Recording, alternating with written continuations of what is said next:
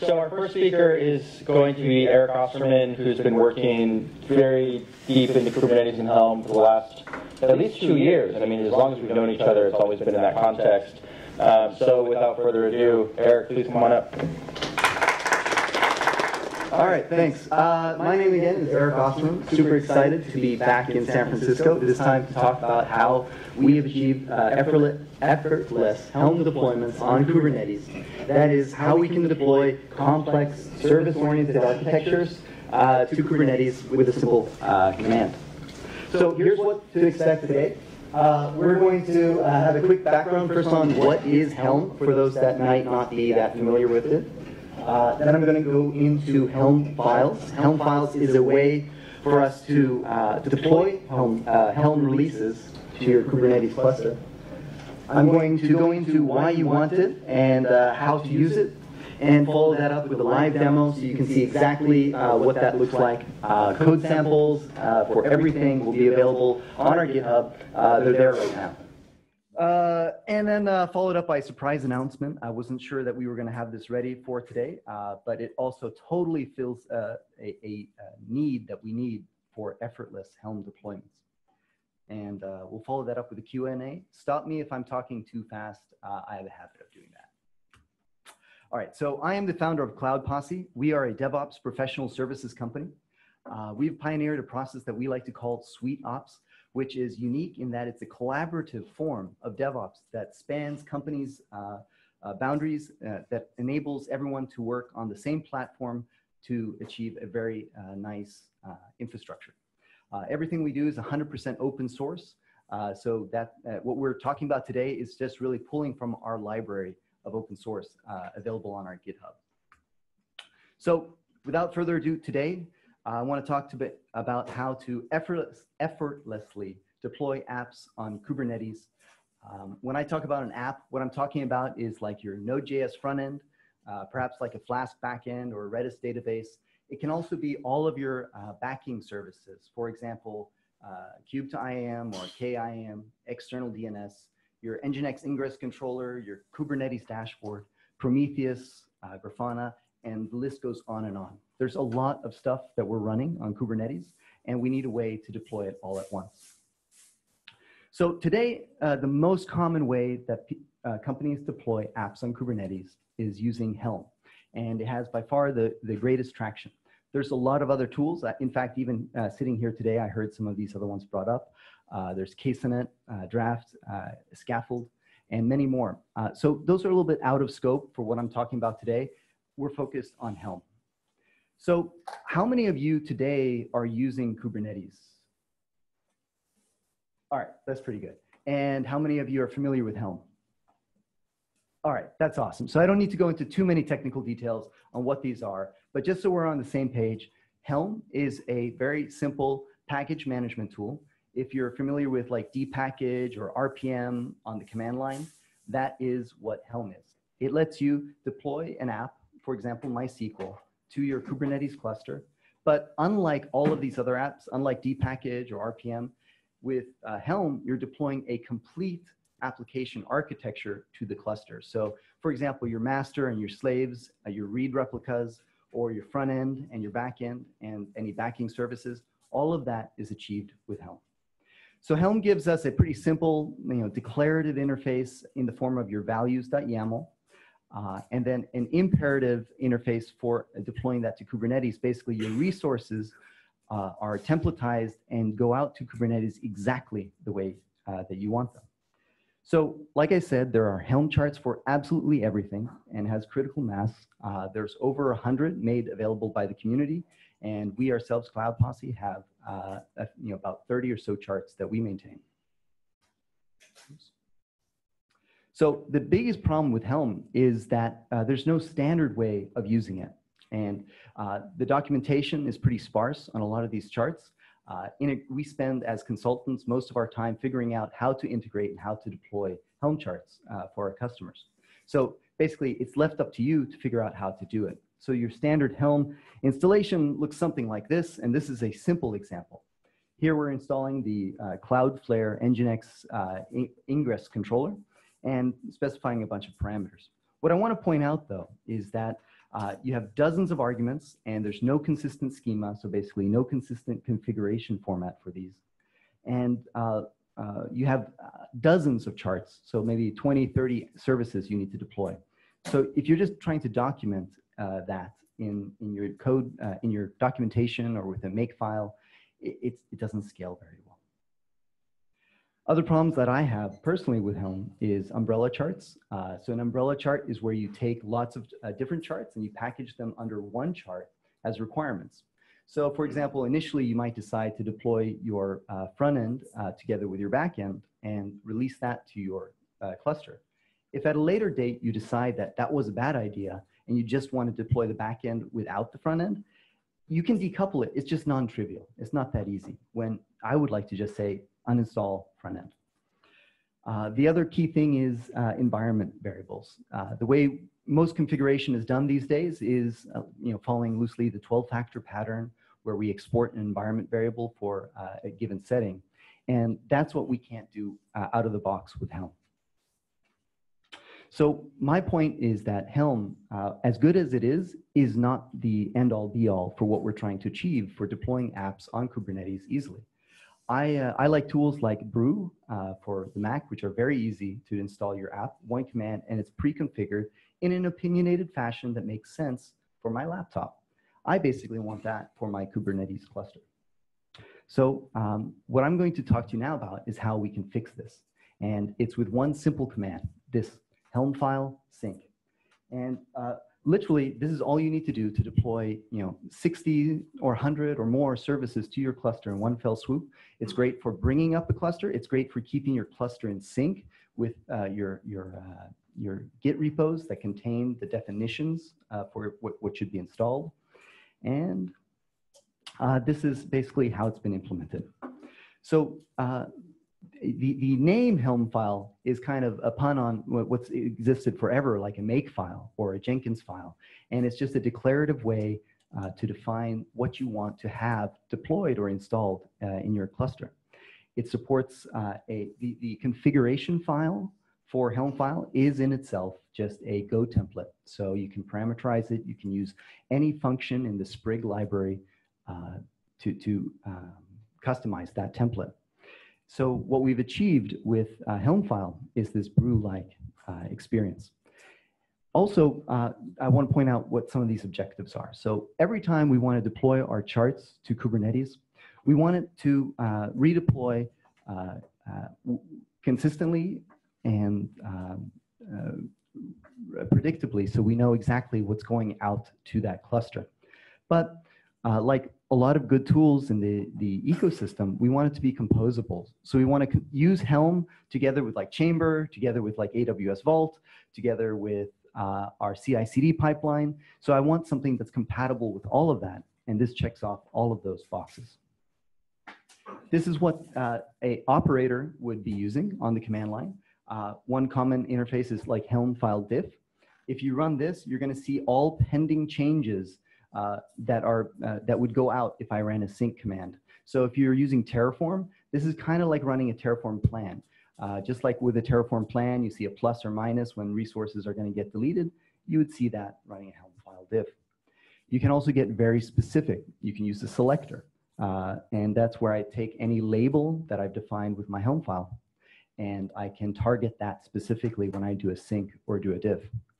And like I said about being composable, with using tools like a Chamber for managing our secrets, we can store those in Amazon's parameter store and then export those as environment variables that then get consumed by Helmfile when we run it. So we're just pipelining a lot of commands in true Unix philosophy. Users of Helmfile, Gladly is now a proud user of Helmfile. I don't know if you've made it to production yet with it, but it's coming. Reddit is using it. The tool itself is by an engineer, Rob Ball at Datadog. So I don't know technically if they're using it, but they might be. And we've deployed it at a handful of our customers, and it's simplified our workflows tremendously. So this here is an example of a Helm file. If you've been working with Helm already in the Kubernetes tools, it looks pretty familiar. This is a specific schema, so it's exactly like this. It doesn't change. You define your repositories, you define the release names, labels, these are arbitrary. You add whatever labels make sense to your organization. You can parameterize it with these, Go templating. You can do inline values. So what I like about this is we have one file that describes the entire rollout of an application to your cluster. So you don't have bits and pieces spread out all over the place. So some tips and tricks that we use the interpolation with the environment variables. This allows us to keep our Helm files as generic as possible, and at runtime set some of these values. And you can provide sane defaults, which are overwritable, or do like gating of features using conditionals.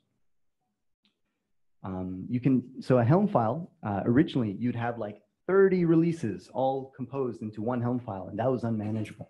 So now you have the ability to decompose that into separate files, which is cool because now you can have all of those in a directory called helmfile.d.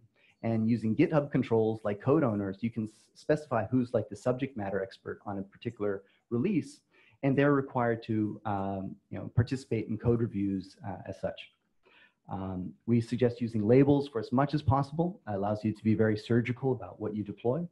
And we recommend using inline values in your Helm files, which will make more sense once you start using it. There's another option you can use. Also, wait true. This is a very recent addition, but with this means that releases by default are deployed asynchronously. It just deploys everything all at once to your cluster. But I like the idea of like a Six Sigma where you fail fast, so you deploy one at a time, and if it fails, you abort the whole process. And that's what wait true helps you achieve.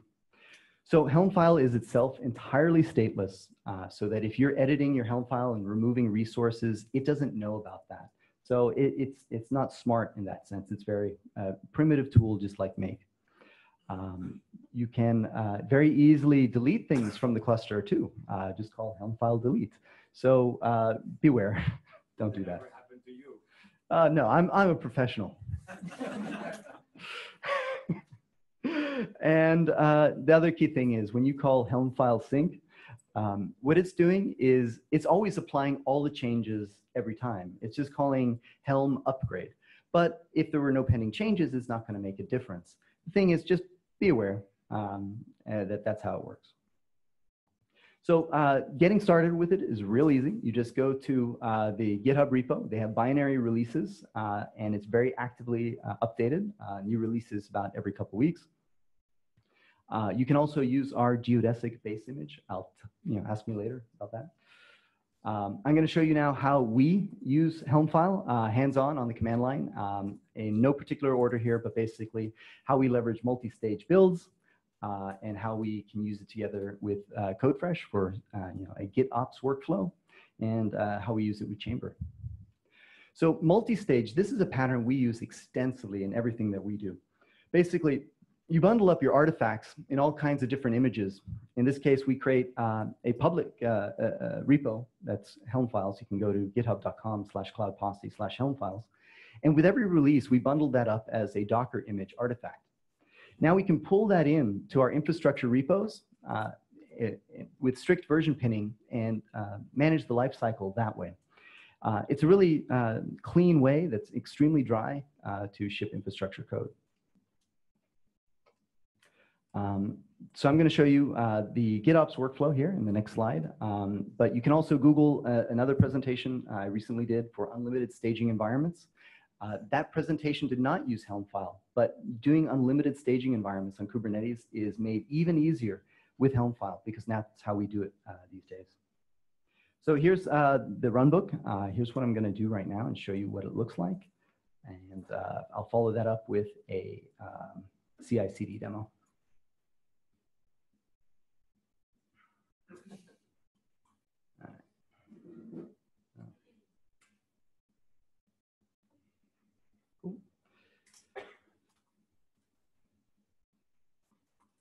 Is that readable to everyone? Not too small. Yeah. Cool. All right. So gonna first install the wrapper script.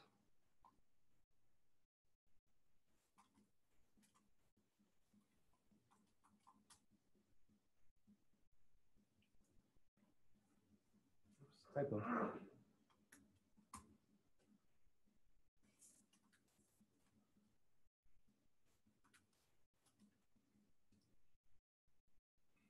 So all this did was install a little wrapper script in user local bin that I can call to run this Docker container to make things easier for me as an operator.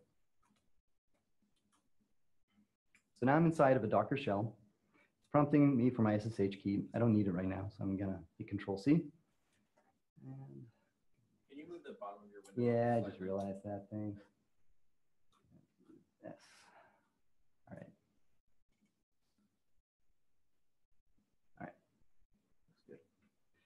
All right, so I'm gonna get my MFA code in case I need it. I would only do this for demos, of course.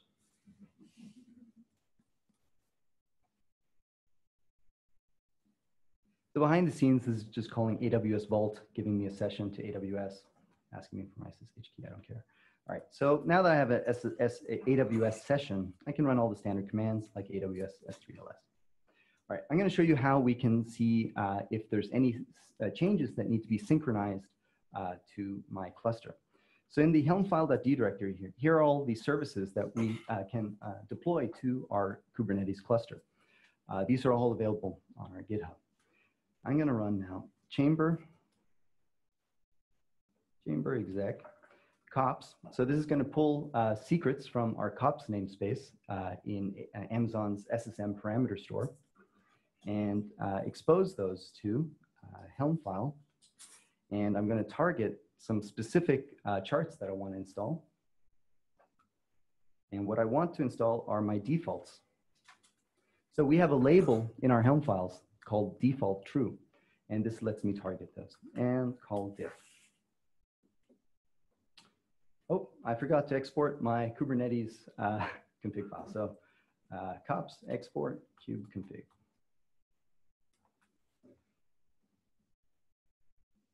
All right, now I can access like the cluster, kubectl, get nodes. There's our cluster. All right, so rerun this command. So behind the scenes, what's going on here is Helmfile is executing Helm template to generate the output of all the template of all the rendered Kubernetes resources. And then it queries the Kubernetes cluster for all the resources deployed, and it does basically a diff on those. So here it's compared all of the releases. If there were any changes here, it would have output them. So you can see what's been deployed to the cluster is now strongly consistent with what we have in source control. But suppose I want to make a change. I can go to helmfile.d and let's look at let's take the Nginx ingress controller. So in here, here's a real example of what our Helmfile configuration looks like for Nginx ingress. We can see we've parameterized like the image tag and the replica count. Some more things are hard-coded, which could very well be parameterized, but aren't. So I'm going to take this replica count right now, and we can see that by default, it's 2.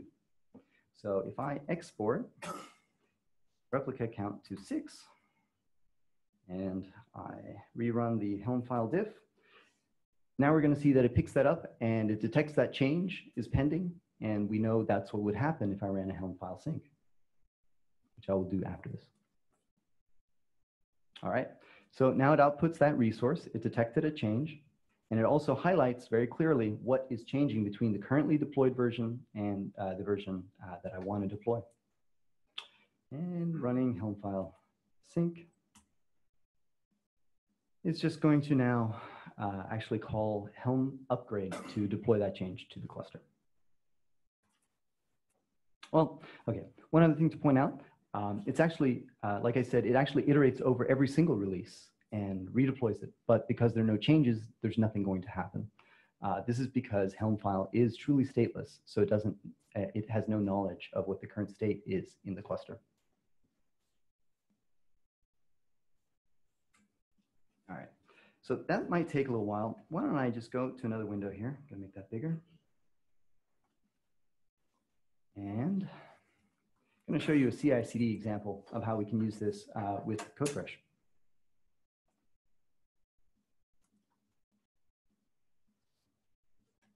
Wow, that's a long prompt. Okay. We have here, so all of our infrastructure, we always deploy it as containers, just like you would any app, like a Node.js app or a Rails app. We deploy our infrastructure as containers as well. So here we have a geodesic base image, but we also inherit from Helmfiles and our root modules for Terraform. And suppose I want to change now the number of pods for the Nginx ingress. I can, for example, do that right here.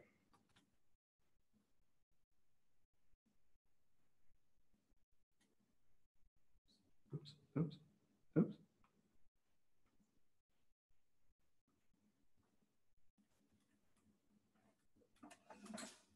All right.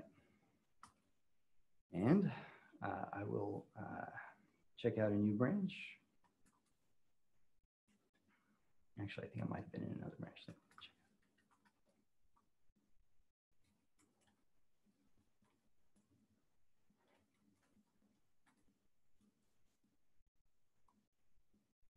Mm-hmm.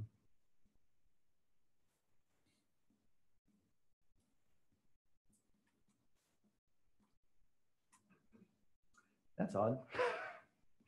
Well, let me just I did not make the sacrifice. Testing. So yeah, here's the GitHub repo. You can check that out. And I'm just going to reclone this rather than try and figure out what happened with this.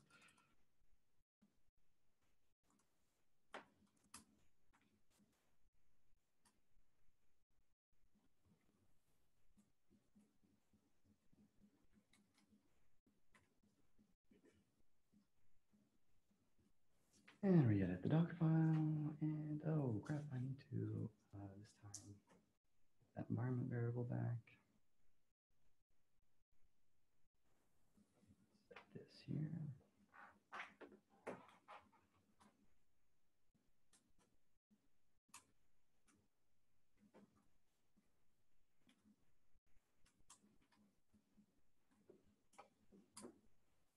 All right.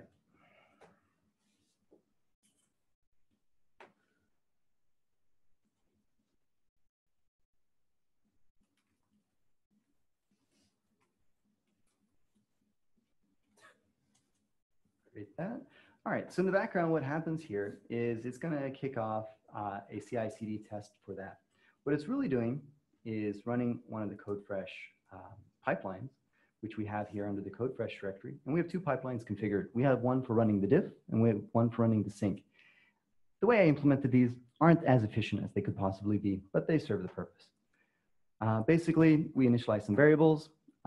We build the Docker image, and we run kubectl config to change our context to the cluster we want to test it against.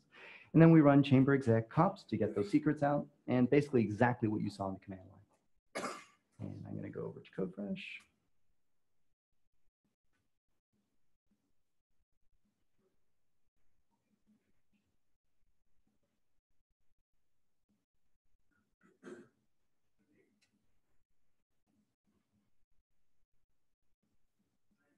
And here we see it's kicked off the diff. I'm going to view the output of that. We see it's running. It's currently building that Docker image.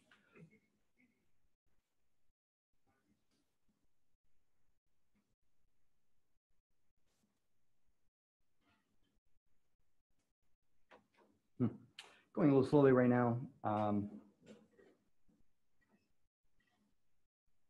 Why don't I just continue, and I will come back and show you that this worked in a second, just in the interest of everyone's time. All right, cool. All right, so here's where I see it going from here, basically, is that what we desperately need for Kubernetes is a distribution, something like Red Hat, something like SUSE, something that is opinionated and deploys pre-configured Helm charts for a given cluster. So our distribution is very opinionated. It's basically works well with COPS on AWS. I don't anticipate it would work well on bare metal out of the box the way we have it. But that's why you can just fork it and make it work for yourself. It ships, though, with all the essential pieces that I see you need in running a production cluster. Things like KIAM for AWS assumed roles, external DNS for dynamic DNS, Prometheus, Grafana, et cetera, et cetera. Oh, sorry. There you go. One more picture. But we are sending out the slides afterwards, so don't worry. Cool. And we would love your help to contribute to these, add other services that you need. If we didn't fully parameterize things, it would be awesome. If you wanted to parameterize them, you did. We accept pull requests every single week, and we'll act on it promptly. So here's the surprise that I really want to talk about. So the topic for tonight is effortless Helm deployments on Kubernetes. And one of the core things that I talked about tonight was that Helm charts are grossly inconsistent and actually not that easy to configure because they're so inconsistent. So what we have done is we've developed a declarative MonoChart, and it's also available on our GitHub. And the idea here is to define a consistent interface that's dumbed down, highly opinionated for deploying the most common kinds of applications. For example, if you have a Node.js app, it listens on port 3000, it needs a couple of environment variables set, well, this is the chart you can use. Out of the box, this chart supports config maps and secrets. In fact, you can even mount as files certain parameters in those config maps to the file system. It supports ingress, it supports services, it supports quite a lot actually out of the box. Plus, it's highly composable so that you can create an umbrella chart. I know I said I didn't like them, but if you must, this is a way you can do it, and you can just compose multiple versions of the MonoChart to achieve that. Through our consulting, we've written so many Helm charts, and this basically borrows on that experience of what is the most common patterns. I don't anticipate the MonoChart being good for deploying apps that you don't control, things where you have no control over the interface of how you configure it, like with environment variables. But in your company, in your organization, where you can say, hey, always use environment variables, always use a single container per pod, this is the kind of chart that would benefit you. Here's what that looks like. Basically, we've distilled the essentials into this structure here. And we've parameterized as much as we think you need to parameterize. Obviously, if we parameterized everything, we'd be back to square one, which are Kubernetes resources that aren't very easy to operate with. And this is, I think, a good subset of what to support. Check out our documentation. Go to docs.cloudposse.com. We talk about how to use Helmfile. Our own documentation is better than Helmfile itself. By the way, we have no affiliation with Helmfile. I'm just a big fan of Helmfile and how to use it. We have a very active Slack community for people who embrace this form of DevOps. I encourage you to join. And check out our Helmfiles. Also, all of our other tools are available. Our entire tool chain is distributed in a Docker repo called Packages. These are mostly, well, they're all open source, mostly apps written in Go that we use as part of our tool chain. We have Geodesic, which is our base image that you saw earlier, that shell that I went into. It has all the tools like Terraform, Kops, Helm, Helmfile, etc. And that's the fastest way to get started with this stuff. We also make all our reference architectures available online, like the testing one you saw earlier. You can go to our GitHub to get that. All right, that's it. It's Q&A. If you have any questions on how to use Helmfile or find me afterwards, both are good. All right.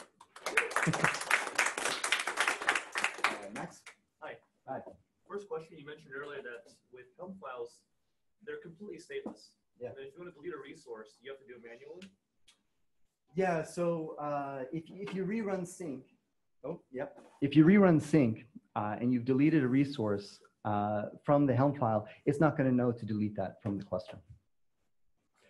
So if you want to delete that, first delete it using Helmfile, then delete it from the Helm file. In our experience, the way we use Helmfile, we typically only add to it, and we use selectors to be very selective about what we install. And the more things you release, the slower your actual Helm sync gets. That is true. That is a problem that we would have now, but that's a problem that I believe can be fixed as time goes on. So it's still a young project. I don't know exactly how old it is. It's probably about a year old now. They're on their 24th release so far. So yeah, I'd expect more from them. Mm-hmm. Cool. Cool. Thank you, guys. Thanks, Erik. I'm doing stuff for sure.